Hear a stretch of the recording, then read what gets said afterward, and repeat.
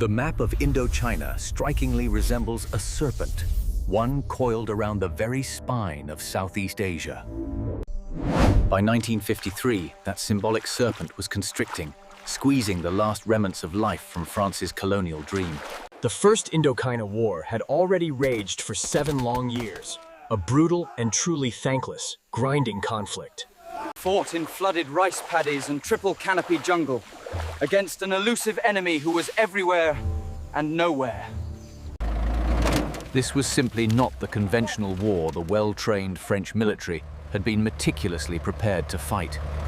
This new, terrifying conflict was a war of shadows, a war against ghosts who vanished into the landscape. The Viet Minh were led by the enigmatic revolutionary Ho Chi Minh, a powerful symbol of independence. His brilliant, self-taught military strategist, General Vo Nguyen Giap, masterminded the entire campaign against the French. They were methodically bleeding France dry, one outpost, one patrol, and one targeted assassination at a time. Back in Paris, the long, drawn-out war had become politically toxic, dividing the frustrated French government. At home, it was a cancer, consuming francs, vital equipment, and the lives of countless young soldiers. The French High Command desperately needed a miracle. They needed one decisive set-piece battle to turn things. A confrontation where their superior firepower, their tanks, and their modern aircraft could be brought to bear. A place where their elite foreign legionnaires could finally corner and destroy Giap's elusive, highly mobile divisions. They needed, in the precise words of their new commander, General Navarre, a new, decisive strategy. Navarre's plan was to strike a decisive blow, as he said, right to the enemy's solar plexus. What they chose instead was a remote, isolated valley that would soon become the graveyard of their empire. This is the story of Dien Bien Phu. It is not merely a battle. It is a turning point. It is the story of monumental arrogance, of superhuman endurance, of tactical genius, and of profound, tragic failure. How a technologically superior Western army, led by aristocratic cavalry officers, was systematically besieged and annihilated by a peasant army fighting with captured weapons, bicycles, and an unbreakable, powerful iron will. This was the jungle Stalingrad, the battle that proved a colonial power could finally be defeated by insurgents. The battle that ended one war and tragically laid the bloody, unavoidable foundation for the next global conflict. He sought a way to sever Giap's critical supply lines, which were flowing into neighboring Laos. His eyes fell upon a remote valley in northwestern Vietnam, near the border, called Dien Bien Phu. The valley was intersected by the sluggish, muddy Nam Yum River and possessed an old, neglected airstrip. Navarre's concept was audacious: establish an air-ground base, a massive fortress supplied entirely by military aircraft. Paratroopers would first seize the valley. Engineers would build a fortress, a wedge hog, on Giap's lines. The Viet Minh, Navarre reasoned, would be forced to react and protect their critical access to Laos. They would have to attack the fortress, where French artillery, tanks, and air power would obliterate them. It was, at least on paper, a brilliant, flawless, and perfectly conceived tactical trap for the enemy. On November 20, 1953, Operation Castor commenced. The sky filled with the drone of C-47 Dakotas. Thousands of French paratroopers, the absolute elite of the army, plummeted into the misty morning light. Command of this new fortress was given to Colonel Christian de Castries, a dashing, aristocratic cavalryman. A web of strongpoints was established, named, with misplaced sentimentality, after de Castries' former mistresses. These strongpoints, bristling with machine guns and protected by minefields, were intended to provide interlocking fire. At the center lay the airfield, the lifeline, the umbilical cord connecting them to the outside world. Colonel Charles Piroth, The one-armed artillery commander arrived and surveyed his gun emplacements with confidence. He was supremely confident. His guns, he boasted, could dominate every single inch of the surrounding hills. Should the Viet Minh bring artillery, Piroth declared, "I will find them and destroy them. I have more guns." The trap was set. The French garrison settled in to wait, scanning the silent, jungle-choked hills. They were sitting at the very bottom of a punchbowl, completely surrounded on all sides by high ground. When news of Operation Castor reached him, Giap did not see a trap. He saw an opportunity. The French had voluntarily isolated their best troops deep in his territory at the end of a line. A logistical line that depended entirely on the weather and the whims of aviation. They built a cage. He decided to turn Navarre's trap inside out. He mobilized a nation to build his own trap. He called upon tens of thousands of civilian porters, the coolies, who formed a human supply chain. They hacked new roads through impossible mountain terrain. They built bridges of woven bamboo over deep gorges. They carried supplies on their backs or on reinforced bicycles that could carry 400 pounds each. And, most critically, they began the impossible, secret process of moving their heavy artillery pieces. This decisive move was General Giap's tactical masterstroke, a brilliant and completely unexpected strategic military gamble. The French High Command had wrongly assumed the Viet Minh possessed only light, short-range mortar pieces. They were catastrophically wrong. Giap secretly possessed heavy 105mm howitzers, captured from the Americans in Korea. The French believed these massive guns could never be brought to the remote valley of Dien Bien Phu. Even if they arrived, they could never be positioned on the steep, triple canopy, jungle-covered surrounding hills. But General Giap's soldiers and porters were about to achieve what the French thought was impossible. They completely disassembled the massive artillery cannons, breaking them down into many, much smaller, manageable pieces. Using nothing but crude ropes, simple pulleys, and raw human muscle, they moved the heavy cannon parts. They dragged the guns, weighing thousands of pounds, up the muddy slopes, inch by agonizing, painful inch. This incredible feat of logistics was achieved under the total camouflage of the dense, triple canopy jungle. It was a monumental feat of engineering and sheer human endurance that rivaled the building of the pyramids. As they brought the guns up, they did not place them on the forward-facing slopes as expected. Instead, they dug them into the reverse slopes, in deep, heavily camouflaged bunkers, invisible from the air. They created hidden observation posts on the forward slopes, connected by a vast network of deep trenches. This allowed them to look directly down the throat of the exposed French garrison in the valley below. Giap was not just bringing guns, he was building a terrifying, inescapable amphitheater of impending, certain death. The unsuspecting French soldiers were the gladiators, trapped on the stage at the very bottom of the bowl. By January 1954, 5,000 Viet Minh soldiers and laborers surrounded the small, exposed valley garrison. The French garrison of 13,000 was outnumbered. But more importantly, they were about to be outgunned. The logistical noose was tightening. The silence in the valley was no longer the silence of simple peace. It was the terrifying silence of a held breath, the final, agonizing pause right before the thunder. Inside the fortress, the first tremors of doubt began to surface as the monsoon rains arrived early. The valley floor turned into a quagmire of red mud. Trenches collapsed, and the bunkers flooded. Patrols sent into the hills vanished without a trace, or returned, shaken, reporting unexplained construction. French reconnaissance planes flew endless sorties but saw nothing. The Viet Minh camouflage was absolutely perfect. De Castries, the cavalryman, seemed ill-suited for this static siege, isolated in his central command bunker. The true terror was for men in the outposts, like Strongpoint Béatrice, held by the Foreign Legion.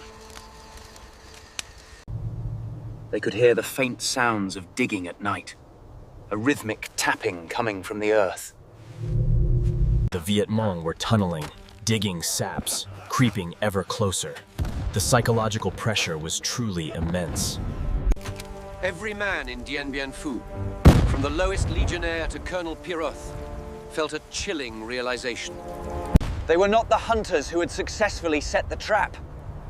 They were, in fact, the bait. General Giap, a meticulous planner, waited patiently. He did not want a quick fight. He wanted annihilation. He spent months positioning his assets, stockpiling ammunition, and training his troops for the final assault. He knew the French strengths, air power and artillery. He would systematically neutralize both of these advantages. His anti-aircraft guns, also dragged up the mountains, created a lethal flak corridor for French planes. Giap was preparing for a war of attrition, a slow, agonizing grind to crush the fortress. He studied the French defenses. He knew the command bunkers were not deep enough. He knew the airstrip. The valley was saturated with Viet Minh spies, laborers who had worked on the French fortifications. By early March, Giap was ready. He had over 300 heavy guns aimed at the small valley. He set the date for the opening bombardment, March 13, 1954. The storm was about to break. At 5:10 p.m. on March 13, 1954, the world exploded. General Giap unleashed his hidden artillery. In minutes, a hailstorm of high-explosive shells descended, a single, deafening, continuous roar of destruction. For the French soldiers, it was a moment of pure existential shock. This was not supposed to happen. The first shells struck with terrifying accuracy. The main target was the fortress strongpoint Béatrice. Bunkers collapsed, burying men alive. The command post of the 13th Demi Brigade took a direct hit. The second target was the airstrip, which was systematically cratered and rendered unusable within the first hour. But the most devastating psychological blow landed in the exposed French artillery park, destroying Piroth's guns. Colonel Piroth watched in disbelief as his own batteries were bracketed and systematically destroyed by unseen guns. The Viet Minh, firing from their invisible reverse slope positions, were completely untouchable by any French guns. Piroth's gunners fired frantically, searching for the enemy, but they were firing blind. They were exposed. The realization of this failure, of his catastrophic misjudgment, shattered the one-armed, proud veteran. 2 days later, consumed by shame, Colonel Charles Piroth would pull the pin on a grenade. Holding it to his chest, a tragic admission of a total, strategic, and personal collapse of his spirit. While the artillery barrage pinned the French down, the Viet Minh infantry attacked through the darkness. This was not a human wave. Pioneers blew paths through the minefields. Infantry, covered by machine guns, swarmed. The surviving foreign legionnaires fought back with ferocity, but they were leaderless, dazed, and hopelessly outnumbered. By midnight it was over. The radio on Béatrice went silent. The strongpoint had fallen. The shock to the French command was absolute. They had lost the illusion of their own superiority. The very next day, March 14th, Giap turned his attention to Strongpoint Gabrielle, the other northern anchor. The pattern was repeated. A relentless, overwhelming artillery bombardment, followed by a massed infantry assault. De Castries ordered a counterattack, but the French tanks bogged down in the mud-slicked valley. Gabrielle fell. In just 2 days, The entire northern perimeter of Dien Bien Phu had ceased to exist. The airstrip was now permanently closed. The air-ground base was now just a ground base. The 13,000 men in the valley were completely, totally, and irreversibly cut off from the outside world. Their only connection was by parachute drop, a method that was inaccurate and suicidal for the pilots. He would not waste his men's lives. He would adopt the classic tactics of siege warfare. A new phase of the battle began, the War of the Trenches. He put his men to work. A massive, encircling network of trenches crept closer to the French position, day by day, yard by yard. The French watched this in horror. They called it the Boa Constrictor, an enemy they could not stop. French artillery and napalm failed to stop the digging. They were nibbling the fortress to death. Inside the perimeter, life collapsed into a medieval nightmare. The monsoon rains were relentless. The entire valley became a sea of liquid mud, thick with filth, human waste, and the dead. Wounded men could not be evacuated. The field hospital, run by Major Paul Grauwin, was a subterranean hell. The psychological toll was immense. Shell shock claimed hundreds. Some units dissolved. Deserters hid by the river. But even as some broke, others displayed extraordinary courage, especially the paratroopers and the legionnaires. They mounted desperate, suicidal counterattacks, leaping from their trenches with bayonets to push back the saps. Fresh reinforcements were parachuted in. These men were volunteers, jumping into a battle they knew was lost. By late April, the perimeter had shrunk to a tiny, ravaged circle, barely 1 square mile. The battle devolved into a gruesome, close-quarters affair, with grenades tossed between trenches yards apart. Viet Minh sappers tunneled under the last strongpoints. The French could hear them digging beneath their feet. The French artillery, down to just a few serviceable guns, fired at point-blank range like shotguns. The drop zone was so small that half the parachutes drifted into Viet Minh territory, resupplying them. In Hanoi, General Navarre and his staff watched the slow-motion death of their army with total desperation. The only remaining hope lay with the United States. The French frantically lobbied Washington for air power. There were serious discussions of Operation Vulture, a plan to use B-29s, even tactical nuclear weapons. President Eisenhower, wary of another Korea and lacking British support, ultimately refused to intervene. The garrison was alone. The political clock was also ticking.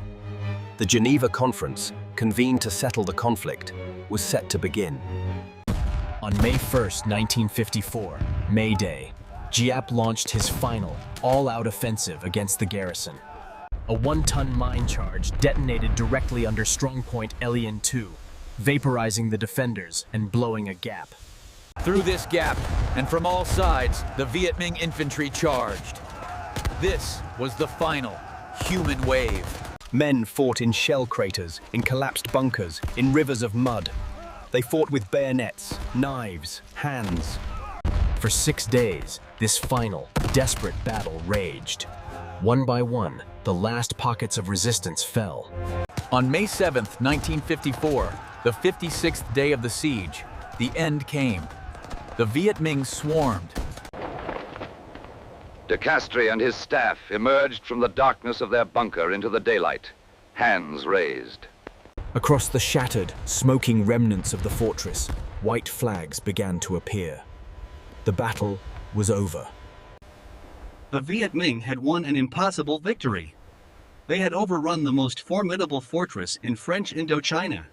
The next day, in Switzerland, the Geneva Conference on Indochina formally began. The French delegation was vanquished. The Geneva Accords were signed, splitting Vietnam at the 17th parallel, a temporary division setting new conflict. The French had lost nearly 3,000 men killed. The Viet Minh, victorious, paid a horrific price. Giap had sacrificed an estimated 10,000 to 12,000 of his best troops, with twice that many wounded. But for the 10,000 French Union soldiers who surrendered, the ordeal was just beginning. They were forced on a brutal death march to prisoner of war camps hundreds of miles away. Of the 10,000 who surrendered, only 3,000 would ever see France again. It was a final, tragic epilogue. General Vo Nguyen Giap was hailed as a military genius, the architect of a new people's war. Dien Bien Phu was more than a battle. It was a lesson in the dangers of arrogance. A lesson that the French failed to heed, and one that the Americans would soon have to learn. Today, the valley is quiet again. The trenches have softened. The bunkers have been overgrown by jungle. The rusting hulls of French tanks and the rows of white crosses are a silent, enduring testament. A testament to the 56 days of hell that changed the world. The battle for Dien Bien Phu.